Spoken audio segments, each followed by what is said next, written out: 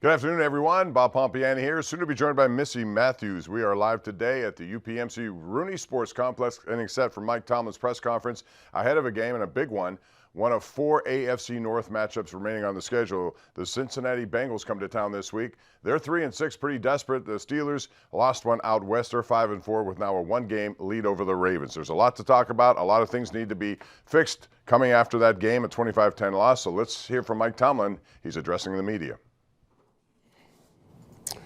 Good afternoon. As always, I'll start with a quick synopsis of the last performance. And really, after combing through the tape, my perspective hadn't changed a whole lot on the significant components of the game and why it unfolded the way it unfolded. We certainly were not good enough in possession down play on offense, and that affected us in a lot of ways. First and foremost, the scoreboard. You got to possess the ball in an effort to score. And certainly if you're not doing a good enough job on possession downs, you need to have some big play splash. And we didn't really have either. Sometimes you can hit a 50-yard ball or what have you and flip the field and change the trajectory of that. And so a combination of possession down failures coupled with a lack of big-time field-flipping plays produced the outcome that it did.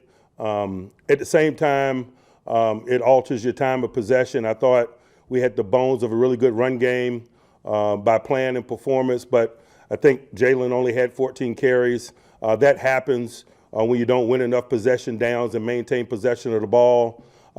Flip side, on the other side, the defense ends up on the field, the time of possession a lot. I thought we had the bones of a good run-stopping defense for the game, but as the game wore on, I thought we wore down defensively because of the imbalance in terms of the time of possession. And so it just speaks to the significance of playing good ball on third down offensively. We certainly know that, but we certainly suffered the consequences of not doing so on Sunday night in L.A. For us, it really wasn't anything earth-shattering, to be quite honest with you, or things that we haven't seen. They didn't pressure us a lot. Most people don't pressure Aaron a lot.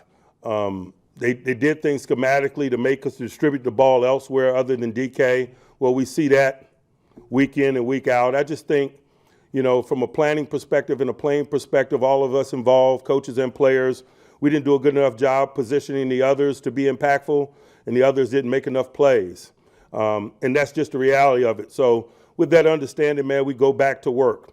I think on the other side, I'm feeling some stability there, that we've gotten really solid with Jalen Ramsey and Kyle Duggar at safety. I think there's been a reduction in some of the big plays. I think we're making people earn it more. I think that's helping us in a lot of ways. I thought our possession down play was improved in that space.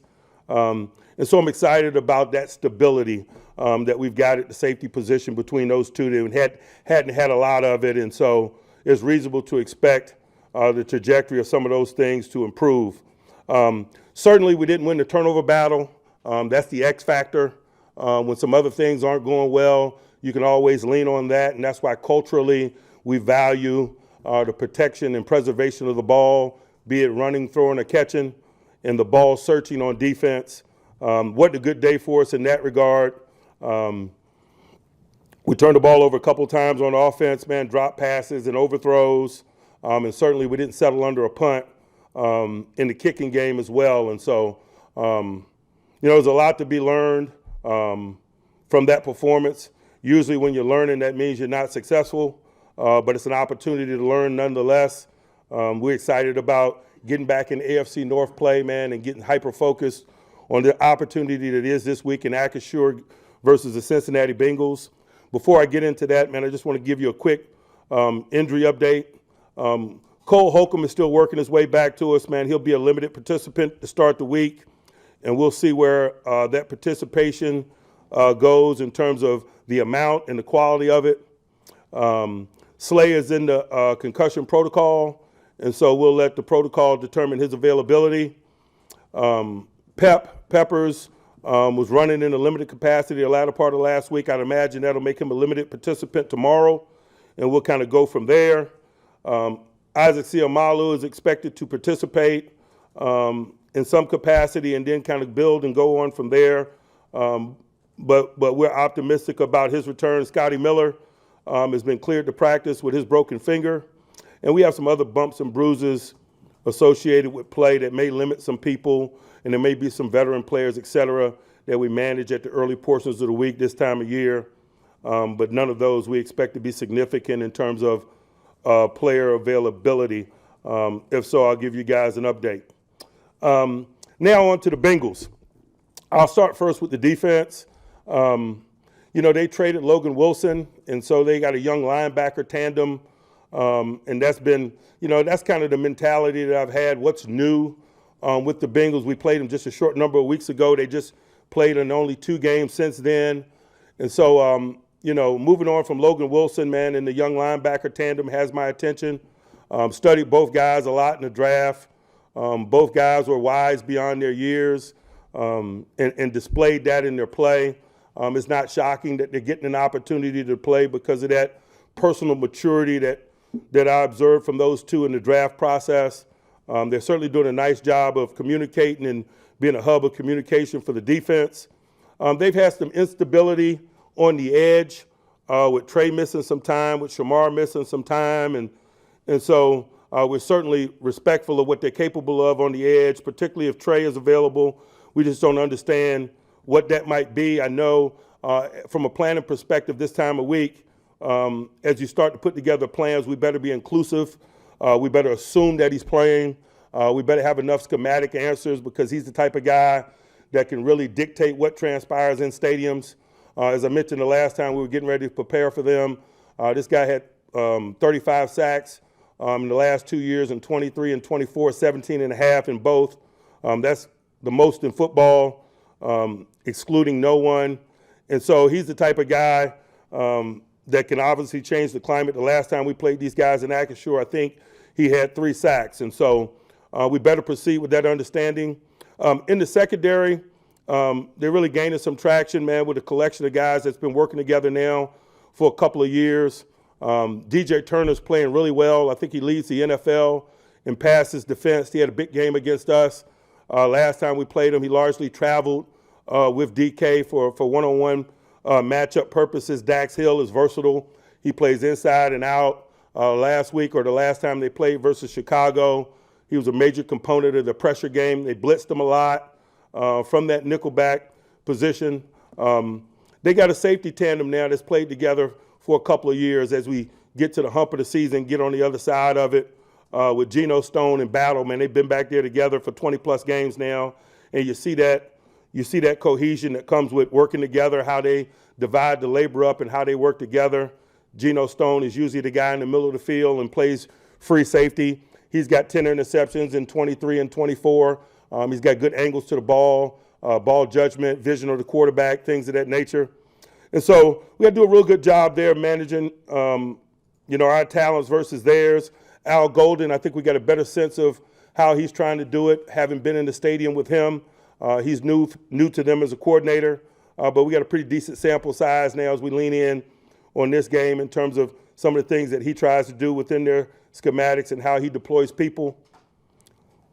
On the other side of the ball, I'll go to the offense.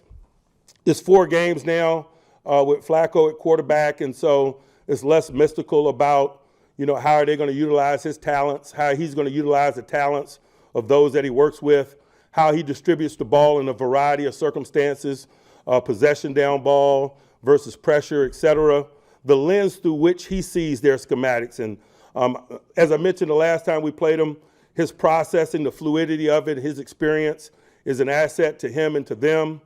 And I imagine that's why they acquired him. I think that's played out and unfolded in a big way for him and them with each passing week. He threw for 470 yards last week. I think with each passing week, you're seeing another dynamic of him getting comfortable within their attack. The Bears, for example, spent a lot of time in 2 high safeties trying to minimize T and Chase, and he hit 8 passes to Brown for 75 yards in the form of checkdowns and so forth. And so I just think he's getting increasingly comfortable with the totality of his group, when to go, to who and why. That creates a challenge for us, but it also creates clarity for us because the more snaps they have on video, the more evident his and their personality is for those that compete against them. And so excited about pitting our skills against theirs. Certainly the receiver tandem is awesome and special, but they do a nice job distributing the ball, man. Noah Fant has made a lot of plays, increasingly so, since Gesicki has been injured. And as I mentioned last week, man, I really think Joe really found Brown in the passing game as well. They have other supplementary guys that you got to be able to deal with, and certainly you better be ready to deal with them as you do some of the things that you do to minimize those top two targets. I'd be remiss if I didn't talk about their run game. I think that they've done a nice job of running the ball as well. I think Joe Flacco handles the RPO game very well. They're able to call more runs. When appropriate, they hand the ball off, and they've been getting good yards per in that area. But when you load the box, man, he'll throw the ball on the perimeter to Chase. Chase has caught a lot of balls, particularly against the Jets, for example. Man, I can't tell you how many run game alternative passes he caught on the perimeter as the Jets loaded the box. And so just with each passing week, you're seeing more and more of what they're capable of with Joe. It aids you in prep, but it doesn't make the challenge of the work any less daunting. But that's what we're here for as competitors. It's big-time AFC North ball. I'd be remiss if I didn't talk about the special teams component. Darren has been their coordinator for a long time. Charlie Jones ran a kickback the other week. I think he's got 3 returns for touchdowns in his 3-year career, one punt return and 2 kickoff. And so the field position component of this game is and always will be significant. Darren and Danny Smith been going at it a long time, man. Those 2 Grizzly veterans will be another chapter in their story this weekend. All of the above will be reasons why to tune in and be big factors for why this game's a big one for us. I'm excited about the prep process. They show your excitement for a game like this through the prep process. And so been a good couple of days from a staff perspective, formulating strategy, dividing the work up, et cetera. Can't wait to get on the field with the team tomorrow and continue. I'll pause and open it up for questions. Mike, you mentioned this at the beginning. The play disparity every game has been on average like 14 or 15 plays. Is that concerning to you? How do you change that? On some level it is. On some level it isn't. Sometimes it can get out of whack because you're taking the ball away, for example.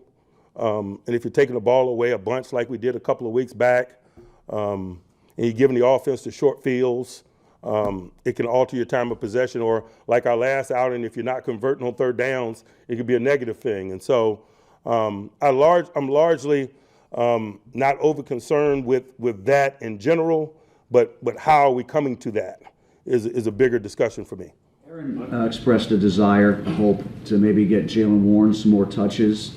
Can that dovetail with your hopes of trying to get better on third down, maybe implement Jalen on third downs more? We win more third downs, we'll get Jalen more touches. It's as simple as that.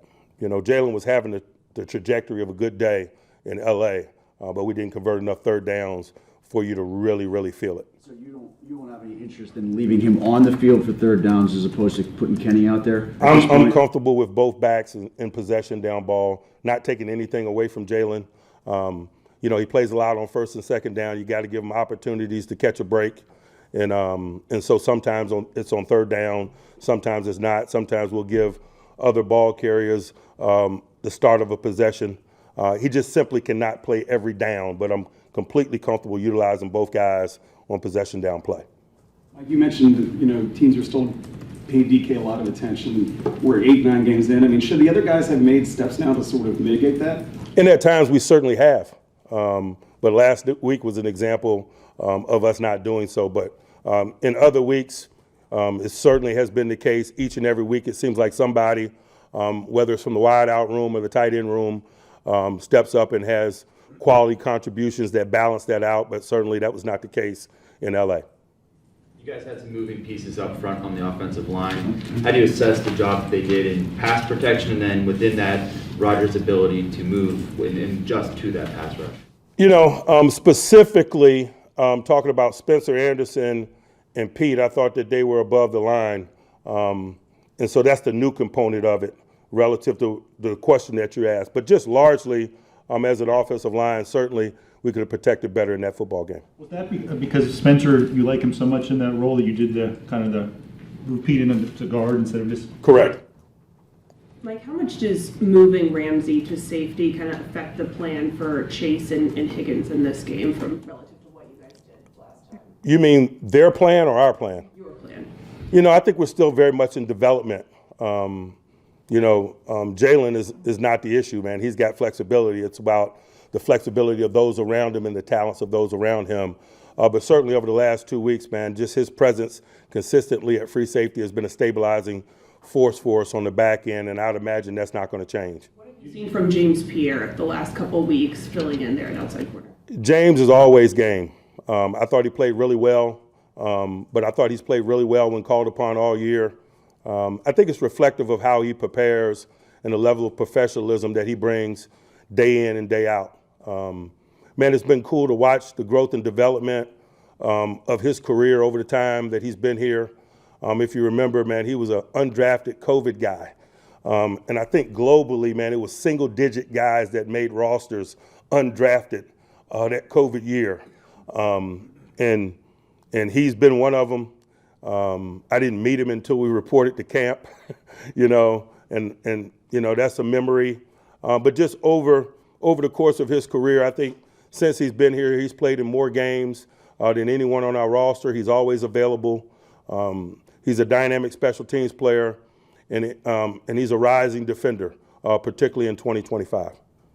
Mike, what can you do to actually? What do you think is probably some of the biggest reasons why you guys have probably been a little more inconsistent this year when it comes to great performance against the Colts and then this kind of performance against the Chargers? I think it's just complimentary football or lack thereof at times. There have been some games where we haven't played the way we desired defensively due to tangible and intangible reasons. There have been a couple of games offensively where we've done similar things, and I just think that the more that you can come to the party with a high level of consistency in all three phases, the better chance you have to play positive complementary football. And there's certainly been several weeks where one way or the other we've been lacking in a certain component of our collective that's made the engineer the victory a little bit more challenging.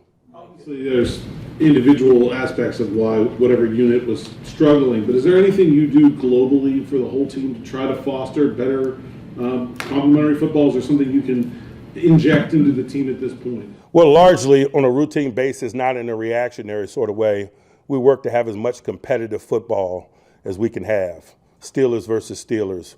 We started most of our practices with some form of competitive football, one offense versus one defense. We finish most of our practices with one offense versus one defense in some form of competitive football. I just think competing is the catalyst for raising the floor on both sides of the ball and providing an avenue for complementary play. But we don't wait for us to be lacking in a particular area before we do that. That's just part of how we choose to approach it culturally. I think there's no substitute for high-level competition. That's what waits on us in stadiums. And so as much as you can do that in preparation, I think is beneficial. While at the same time, you have to provide looks because you're going to get somebody that deploys different talents, different schematics, and so it's something worth balancing. Aaron made some uncharacteristic mistakes, missed throws, not seeing things. You credit Jesse Minter with doing things that kept you guys off schedule at times. What do you guys have to do coaching-wise to counter what you guys saw there and keep it from being a blueprint to use against this offense? As I mentioned, it wasn't the first time we saw that blueprint, and so I'm not going to pretend like some of the things that we saw that created the negative result was new. We've conquered it before, and so it's reasonable to expect us to conquer it again. But we did not have a good day Sunday night, certainly. With Aaron not having a good day, the high throws, some of those misses, are there any long-term concerns of things that have been recurring with him specifically in that game, or is it just an off night? I'm not going to, chalk it up to an off night, but there are no long-term concerns.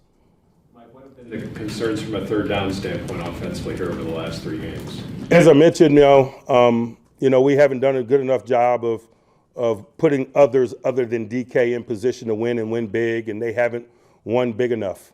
We got to do a better job there. When you say you're not going to chalk it up to an off night, but no long-term concerns, is that because of Jesse Minter, or is there something else? I'm just not going to allow your words to be my words. That's all. How would you describe Aaron's? Sunday night was what it was, but I have no long-term reservations about his ability to play the position and play the position at a high level for us. Mike talked about creating more plays dynamically, getting down the field. MVS, he's been here a week now. Will he have an opportunity to maybe show you guys what he's got this week? We'll see what the week holds for him and all the others on practice squad, man. We're not opposed to elevating people and giving them an opportunity to contribute. I think it's just been about every game this year where we've elevated someone and utilized their talents. Last week it was Mark Robinson, who we just reacquired. Several other weeks, man, it's been Trey Sermon, for example. And so I'm certainly open to evaluating Scantling, his ability to know what to do and the quality of that execution and how it might fit into what we're trying to do offensively in an effort to engineer victory, certainly. Mike, you guys let go of Juan Thornhill and went from being a starter to a guy that you get player that you guys didn't even call upon as a backup. What happened that lead to his being let go of the team? You know, the play wasn't up to snuff, and Castro was available to us. We went through the team development process with Castro. Thought he had a good camp, good preseason. He played his tail off in that practice against the Bucs. I think that's why, they stole him from us, and we had an opportunity to reacquire him. We've absorbed some attrition since he left, and so it was an opportunity to get him back. It's more about Castro and less about Juan. When it comes to time of possession and the number of plays run, would you like to see the running game leaned on a little bit more, especially early in games? Again, as I said a million times, man, if we win enough third downs, we'll run the ball more because we'll have more snaps. Mike, when you talk about results or process, obviously you get some games there's 6 takeaways, 5 takeaways, and 0. Do you watch the tape even like Sunday night? Do you see it's just, I don't want to say luck, but the other team took care of the ball? You still like the process in terms of getting splash plays defensively? Yeah, we don't chalk it up to luck, man. It's a culture that we work on, the ball awareness, the ball hunting, when to appropriately do so, where we're tackling it and compromised, et cetera. It is an agenda of ours. Sometimes it turns up in the form of 5 or 6 takeaways. Sometimes it turns up in the form of 0, but it doesn't lessen our attention to that area and our commitment to that area. But it's twofold. It's not only the hunting of the football, it's the preservation of the football on the other side of it. And that's one of the things that I was referring to when I was talking about the competition component of practice, Steeler versus Steeler.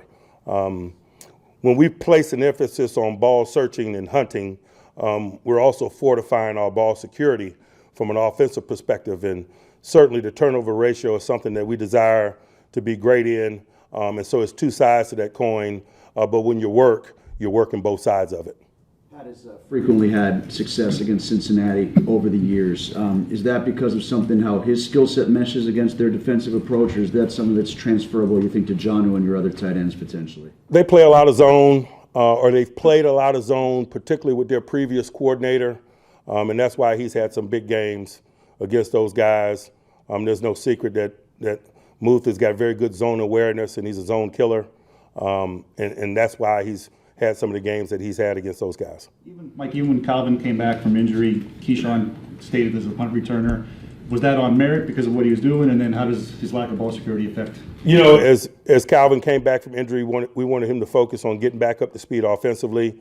Key had done an above-the-line job in that space, but certainly we'll look at it this week and make plans accordingly given what transpired in the last game. Mike, what do you need to do better this time in stopping Jamar Chase? Make them throw the ball elsewhere. But when you make them throw the ball elsewhere, it's guys like T. Higgins that are capable of getting you as well. They've got big-time talent.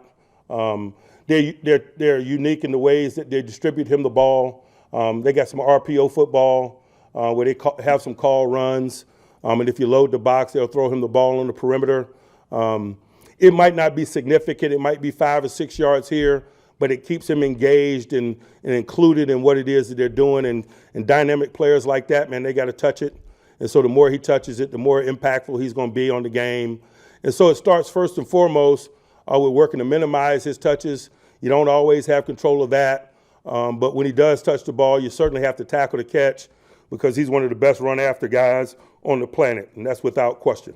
Mike, you know, worried that you guys have become maybe a little too predictable on offense with your personnel groups and that stuff? I don't. Why not? I mean, you said the Chargers didn't have the blueprint necessarily for, like, they didn't do something new, but you guys weren't successful at it. Because we didn't execute well. Mike, where are Will Howard and Corey Trice are they on track to return from IR? They've been practicing. Yeah, we got a decision to make, and I'm sure we will, and when we do, we'll let you guys know. Following up on your earlier comment about you've seen the blueprint before that stopped your offense.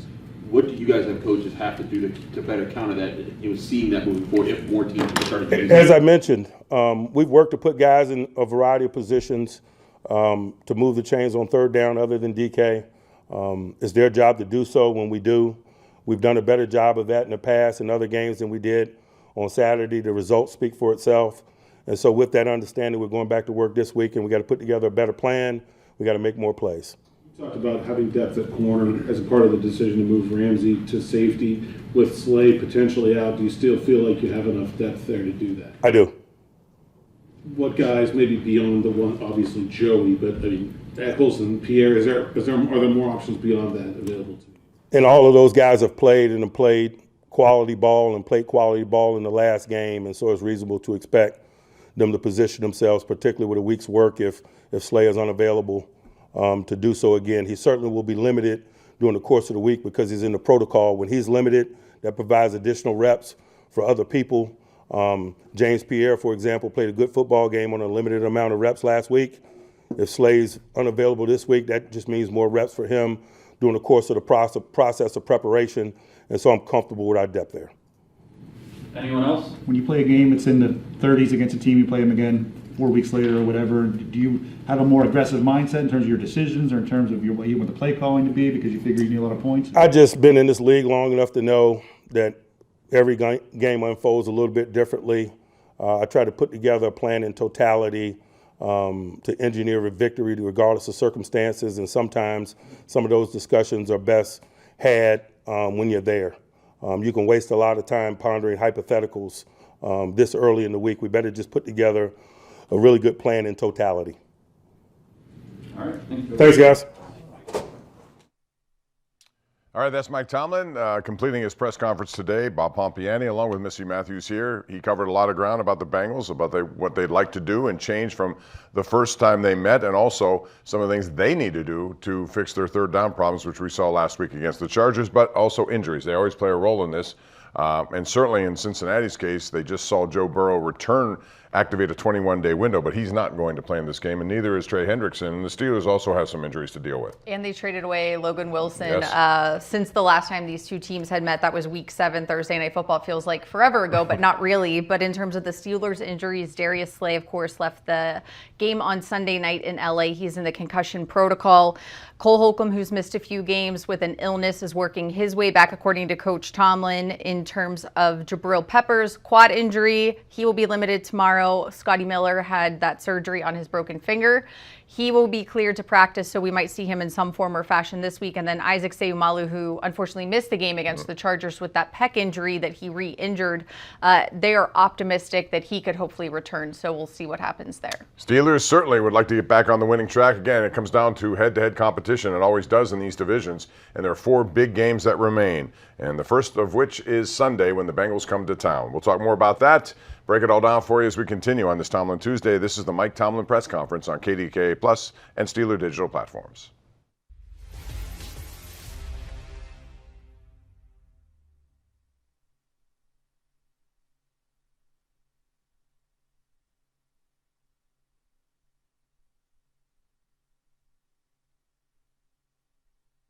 Get all your Steelers gear direct from the team. Shop the Steelers Pro Shop in-store or online for all things black and gold. You can get jerseys, hats, authentic memorabilia, custom gear, and exclusives you can't find anywhere else. And of course, get the ultimate Steelers game day accessory, the Terrible Towel. Steelers Nation shops here. Get your gear in-store or online at shop.steelers.com. A lot of stuff wasn't working. You know, we were bad on third down. I was just a little bit off. You know, I missed DK early. Could have been a big play, a little high to Jono. But yeah, we didn't didn't run the ball super effectively in the first half. I missed obviously some throws for sure, and then we weren't getting guys open and just put it all together. Times that guys were open, I missed some throws I usually make. And missing those throws, was it something that they were doing to affect you, or was it something that you felt like you were just off tonight? I just missed a couple throws. Third down efficiency was a problem tonight. What were they doing to make it so difficult? Plastering our guys. What would you say was the root of your struggles tonight? We didn't run the ball as well as we usually do, and then we didn't get open, and I didn't play as well as I usually do. And you started running the ball in the second half. Did you guys change something or anything, or just No, we changed a couple of runs, but no, we just, Jalen made some really nice plays. He's a talented guy. We got to get him more touches. What did you say on the play that resulted in the safety? I didn't really see anybody open, and I felt like when I stepped up, I saw Mac, and I didn't realize that he had kind of lost touch with Troy. I should have just thrown the ball at somebody's feet there. Our fans are here. Give them something to cheer about today. The crowd at Acrisure is so loud. There's nothing like game day in Pittsburgh. Oh my, TJ! His defense is swarming. It is picked up. What a catch! Wow! Guess who? Touchdown, Pittsburgh Steelers! We'll see you at Acrisure Stadium. Here we go.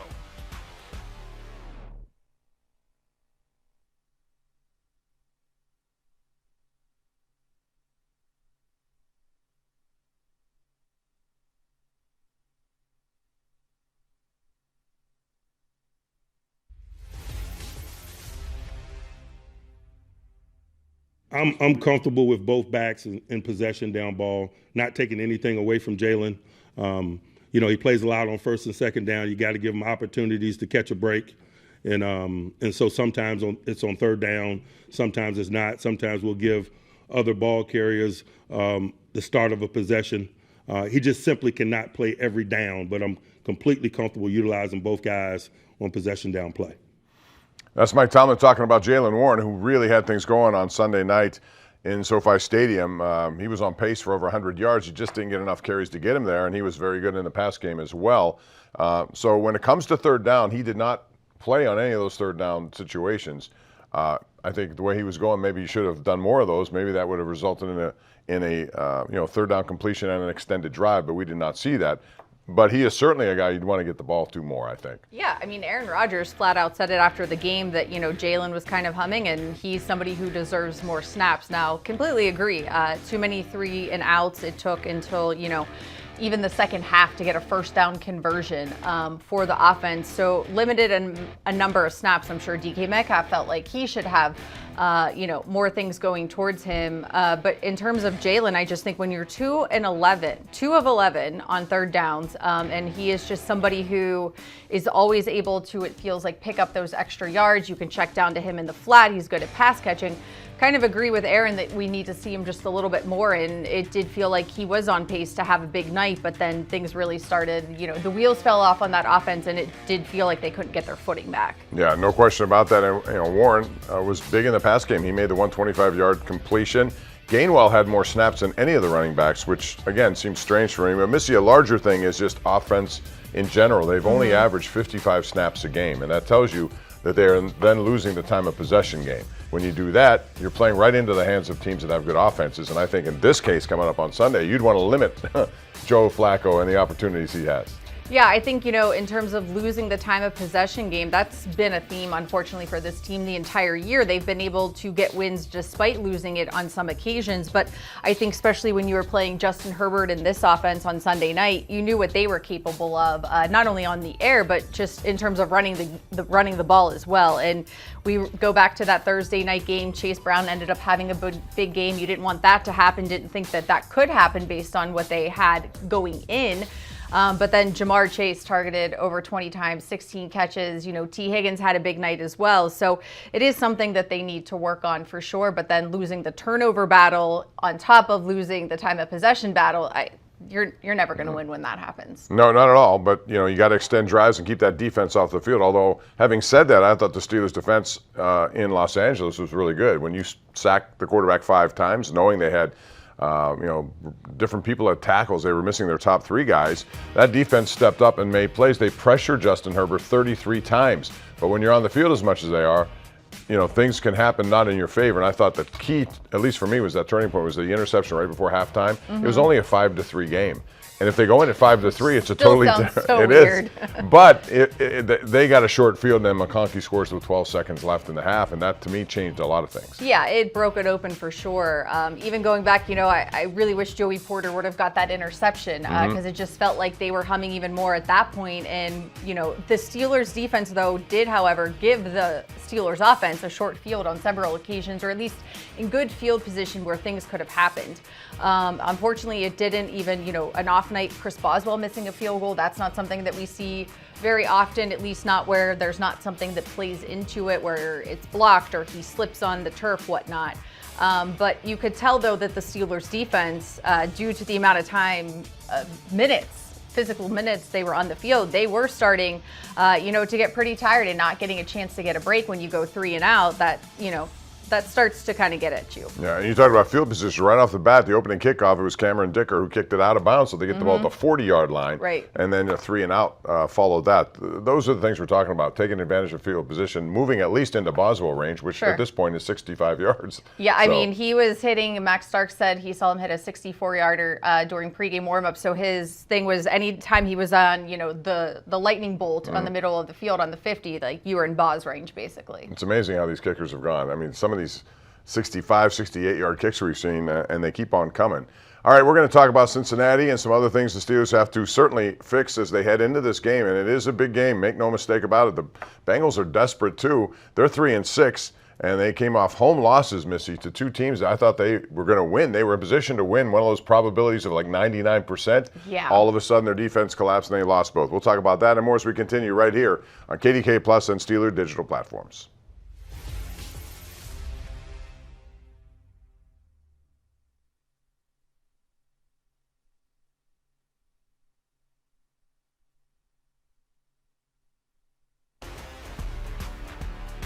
Fans are here. Give them something to cheer about to them. The crowd at Acrisure is so loud. There's nothing like game day in Pittsburgh. Oh my, TJ! His defense is swarming. It is picked up. What a catch! Wow! Guess who? Touchdown, Pittsburgh Steelers! We'll see you at Acrisure Stadium. Here we go.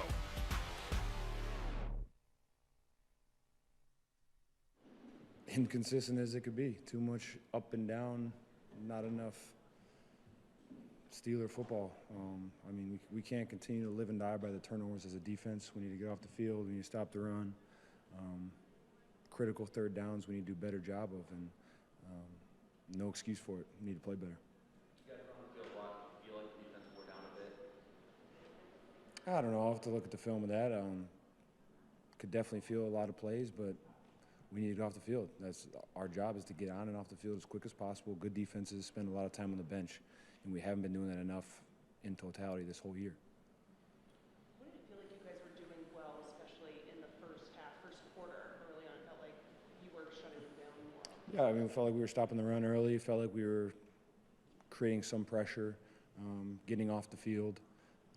Just weren't able to sustain it enough to make an impact tonight.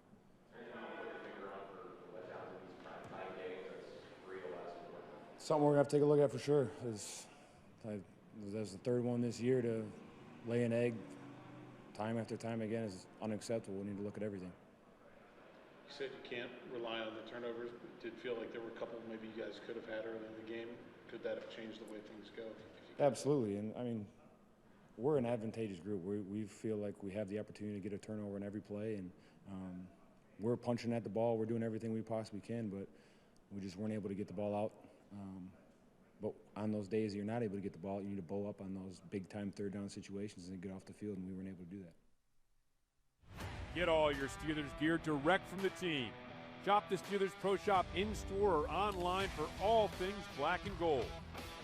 You can get jerseys, hats, authentic memorabilia, custom gear, and exclusives you can't find anywhere else. And of course, get the ultimate Steelers game day accessory, the Terrible Towel. Steelers Nation shops here. Get your gear in-store or online at shop.steelers.com.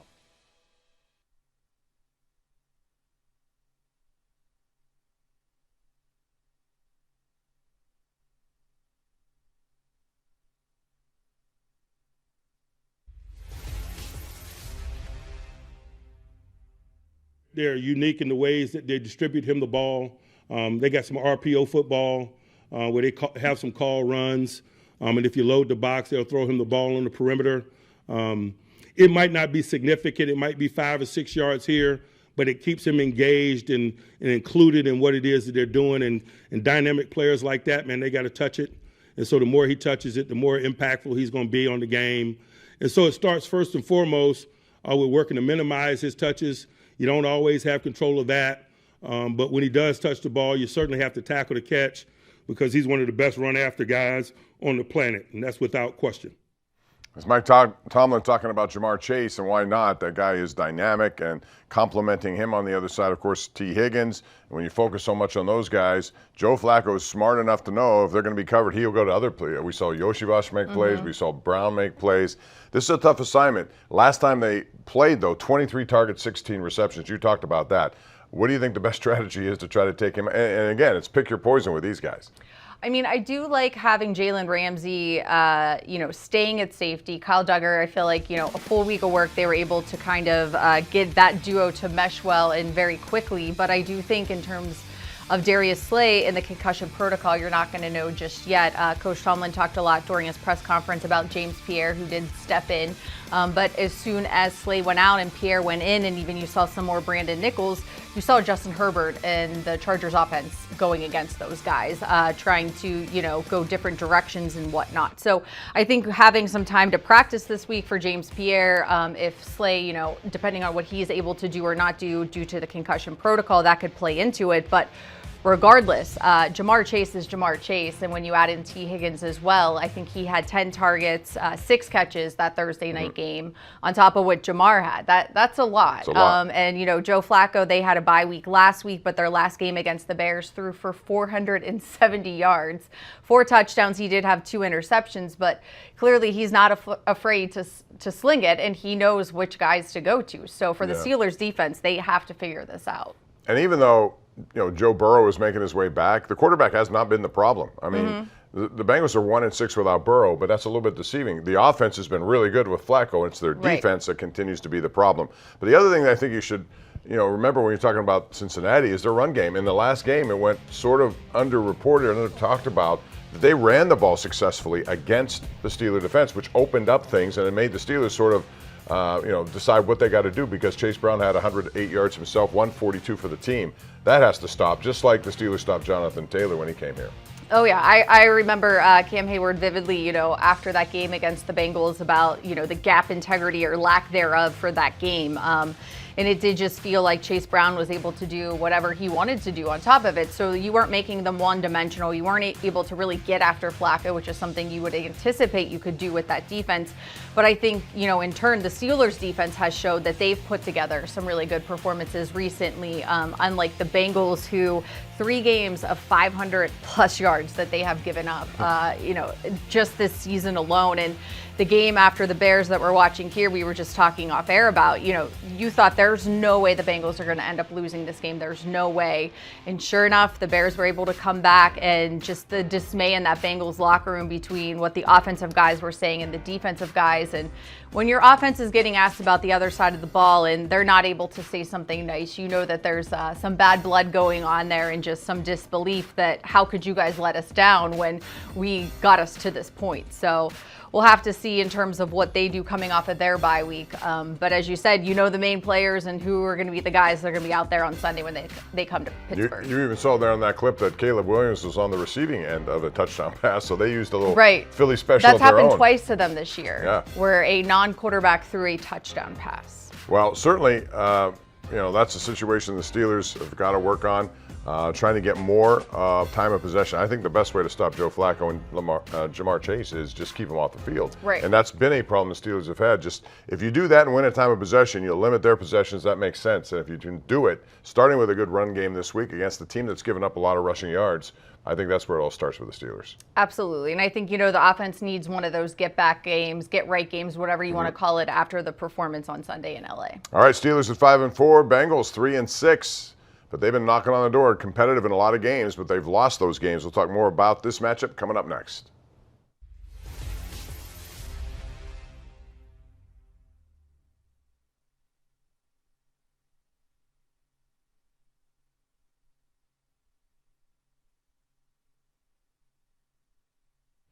Get all your Steelers gear direct from the team.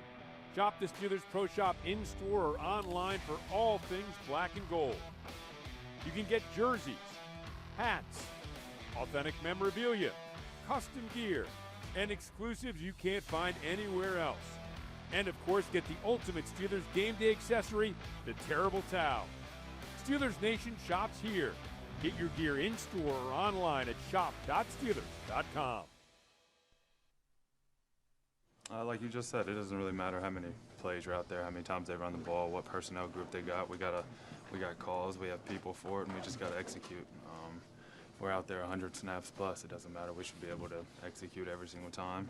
Obviously, there's going to be a mistake made or two, but our energy, our passion, our effort just has to make up for that.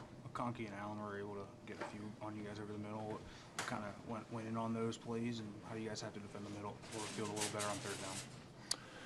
If we're in our zone stuff, we just have to be wary. Playing a really good quarterback with some good receivers, so have to be very, very good in our zone drops. And if we're playing match coverage, people just got to be on the guy.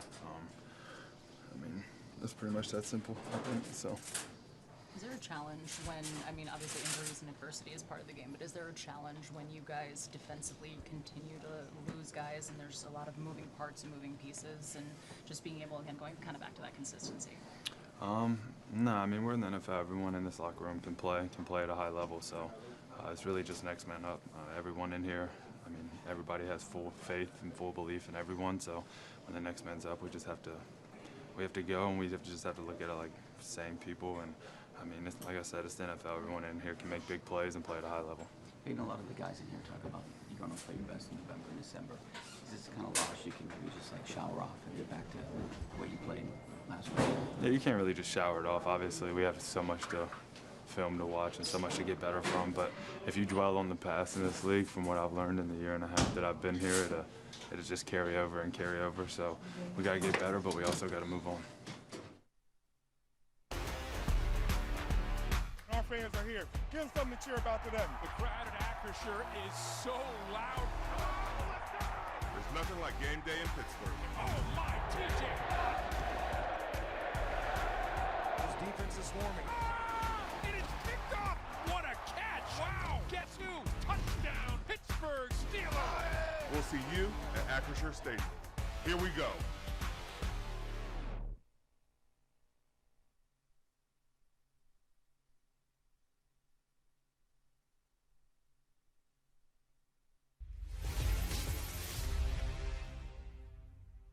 They play a lot of zone, or they've played a lot of zone, particularly with their previous coordinator, and that's why he's had some big games against those guys. There's no secret that Muth has got very good zone awareness, and he's a zone killer, and that's why he's had some of the games that he's had against those guys. Yeah, every now and then you find a team that a guy just plays well against, no matter where they play. And Pat Freiermuth against Cincinnati has been that guy against that team. He did it last year, did it earlier this year. In fact, all 4 of their touchdowns that Rodgers threw in that first game were to tight ends. So I would expect them to target these guys a lot more in this game as well. Yeah, absolutely. And for Pat, it doesn't even matter who the quarterback is for the Steelers. He's had big games against the Bengals especially. But I think also, too, Darnell Washington so much more involved in the Steelers offense than Week 7. His growth has continued to go in terms of how much they use him. And as you said, two touchdowns for Freiermuth in Cincinnati, 1 for Darnell and 1 for Jonnu Smith. So will be interesting to see how they attack, especially, the zone in the middle of the field this this time against the Bengals when they come to Pittsburgh. Yeah, he described him as his own killer, and that's what Freiermuth, he's smart enough to know to go where those holes in that zone are, and certainly he'll be found and hit with passes, and I would expect that to continue this week. Also want to talk about just the offensive line. We haven't spent enough time. I think by and large, over the season, we've seen some guys grow. There have been an injury or two along the way. Hopefully Isaac Seumalo can play, but I think because he didn't last week, they used to jumbo package quite a bit, and that kind of limited their use of that package. When you have an opportunity to just put a lot of help there and just follow it down the field. Maybe they'll get back to that as well in an attempt to control the ball more. Right, because when, they would come off the field, you had to wait a play before you could go back in. It's not like you can go from the, extra eligible to going right back to the guard position. So I do think it was, they were trying to show, hey, we can mix this around a little bit, maybe keep the Chargers guessing. But I do think if Isaac's able to come back, and Coach did seem like they're optimistic he will return, that's huge because I think, the combination of Spencer Anderson, Darnell Washington, and what they like to do there, hopefully that springs the running game back into effect, and Jaylen Warren can, have a day that he did similarly actually in Cincinnati that game. I think he had 127 yards on the ground. So hopefully that's something that they can take advantage of. And as we keep talking about, win the time of possession, keep the defense off the field. Yeah, and the other thing too is that you have a situation where you have a team that can be vulnerable to long drives. I was looking earlier and see that teams, although they're a quick strike ability that have gone against Cincinnati, they have also given up second most long drives over 70 yards. So their defense is a big problem for them. And now that they don't have a couple of the guys they really rely on as their edge rushers, and they traded one to Dallas this week, they have holes all over this place. So what do you think the best way for the Steelers to attack it? Because I still want to see longer drives just to keep that other team off the field.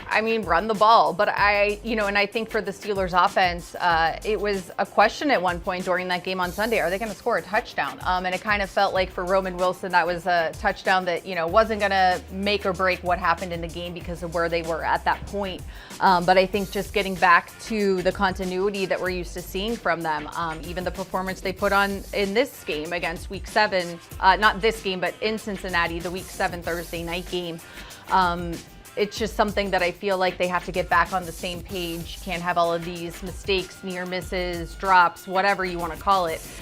They just have to be a more cohesive unit that's able to play complementary football and help play off of the defense. And they certainly need guys like Calvin Austin to step up too. I know he had the one go through his hands right into the hands of Jackson last week, but I'm sure he's wants another opportunity to redeem himself for that, because he still needs to be a big part of this wide receiving team. They did not make an acquisition at the trade deadline, so he is number 2, and he's got to be out there when they try to double team, and that's often DK Metcalf. Right, and I think too, if they're able to run the ball and utilize more of the tight ends because of that, then, and the tight ends can hopefully do well against their defense. Maybe it alleviates a little bit of the pain of trying so much with the wide receivers, but I still want to see DK Metcalf more involved in this offense. He's just one of those guys that, sometimes he gets the ball and can go an extra 70 yards. So you want him to be involved, and obviously people are going to double and triple team him, but still something that they need to get, I think, fixed at this point of the season. And the one thing is Aaron Rodgers did take ownership of what happened last week. That was not his best performance by far, maybe one of the worst of his careers, but I think he's the kind of guy who's been through this a lot. So you would expect a rebound from him as well. Oh, absolutely. And I think, too, not losing 2 in a row, then winning 1, then losing 1. They don't like having that up and down roller coaster, which I understand Aaron has made clear he doesn't ride the waves of a season, which is smart.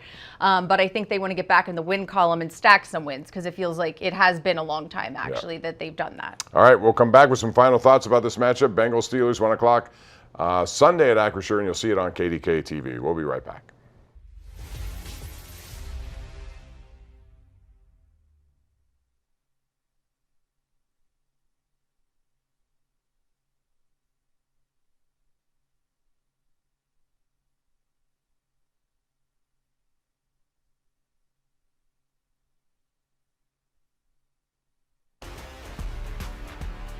Fans are here. Give them something to cheer about to them. The crowd at Acrisure is so loud. There's nothing like game day in Pittsburgh. Oh my, TJ! This defense is swarming. And it's picked off. What a catch! Wow! Guess who? Touchdown, Pittsburgh Steelers! We'll see you at Acrisure Stadium. Here we go.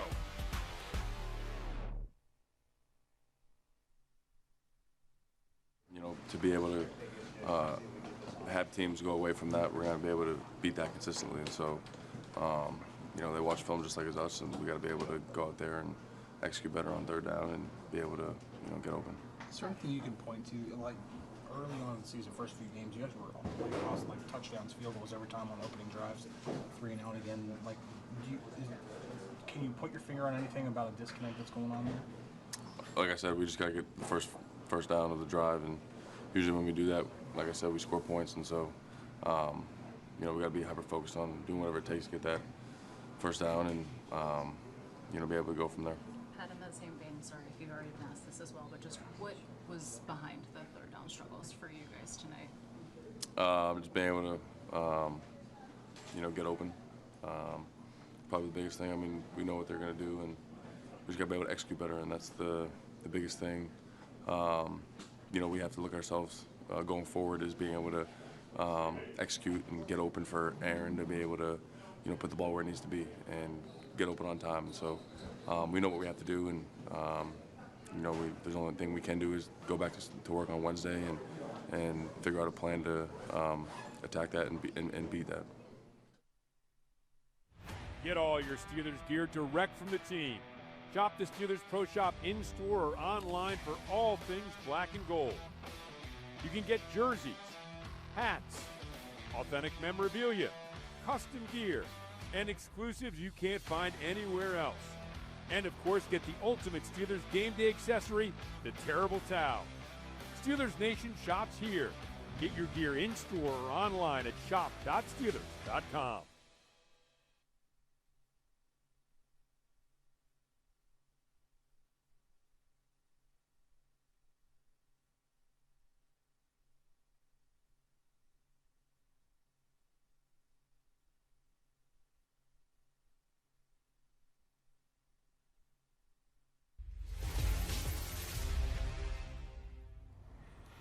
All right, back with more here as we wrap it up. And Cincinnati had some time to rest this week, Missy, and so they had a bye, a pretty good time for the bye, and we'll see what it means on Sunday. Yeah, for the Bengals, they've won 3 out of their last 4 games coming out of their bye week, but that one loss was actually last year. That's when the Steelers were in Cincinnati. So hopefully they can keep that streak going. Real quick, in case you missed it, injury. One more update for people who just tuned in. Yeah, sounds good for Isaac Seumalo, who missed the game Sunday in L.A. In terms of Scotty Miller with his finger injury, he's cleared to participate in practice again. Jabril Peppers with a quad should be limited tomorrow. Darius Slay's in the concussion protocol. We'll have to keep an eye on that. And Cole Holcomb is working his way back from an illness that's caused him to miss 2 games. All right, Missy, always fun. We'll see you on Sunday, and that's going to be where the Bengals and Steelers do battle, and it's a big one as the Steelers try to retain possession of first place. They have a 1-game lead over the Ravens, who've won 3 in a row. That's going to do it for us. Thank you for joining us, and we'll see you again next week, Tuesday, for another Tomlin Tuesday. For Missy Matthews, I'm Bob Pompiani. Have a good week.